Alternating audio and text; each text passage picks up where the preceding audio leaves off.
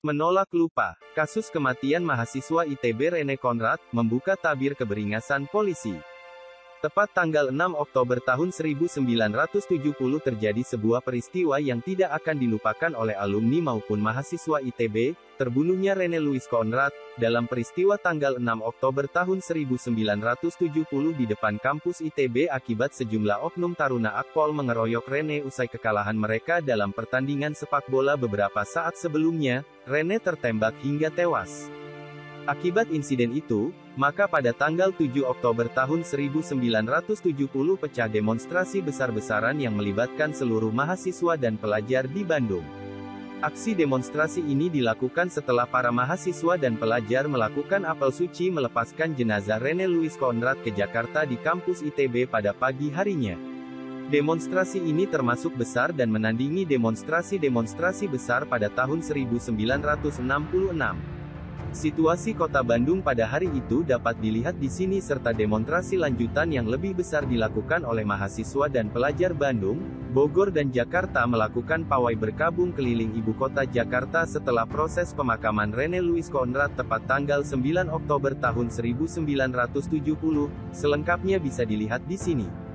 Meski kedua proses peradilan terkait insiden tanggal 6 Oktober tahun 1970 dengan tewasnya Rene ini telah menetapkan Jani sebagai pembunuh, namun pada hakikatnya masih tersimpan sebuah misteri tak terjawab siapa pembunuh sebenarnya Rene Louis Conrad.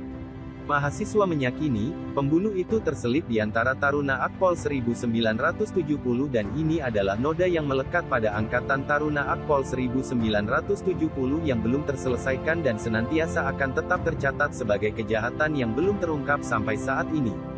Kelak dikemudikan hari perwira-perwira muda ini banyak yang berhasil menjadi petinggi Polri bahkan kini sudah menjadi pensiunan jenderal.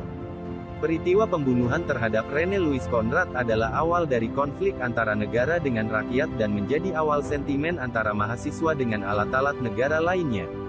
Dan saya kira atas luka-luka peristiwa Rene Louis Conrad, Malari, Trisakti, Semanggi I dan Semanggi II yang belum pulih sampai sekarang, lalu apakah generasi muda hari ini tidak mau belajar dari sejarah yang seharusnya generasi muda hari ini harus mulai mendekatkan diri dengan kebenaran yang bila tidak disajikan secara logis harus ditelusuri keberadaannya.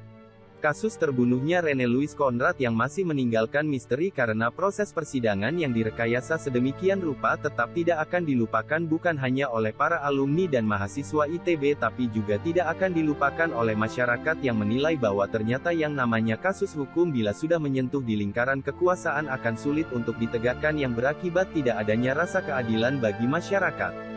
Terucap sebuah kata, masih ingatkan jenderal dengan peristiwa 42 tahun yang lalu di depan kampus ITB, masih ingatkan jenderal bagaimana ibunda Rene ketika menunjuk Gubernur Akpol Irjen Awaludin Jamin, tindakan yang mengharukan dari seorang ibu karena kesal melihat kematian anaknya akibat dikeroyok oleh oknum taruna Akademi Kepolisian tahun 1970.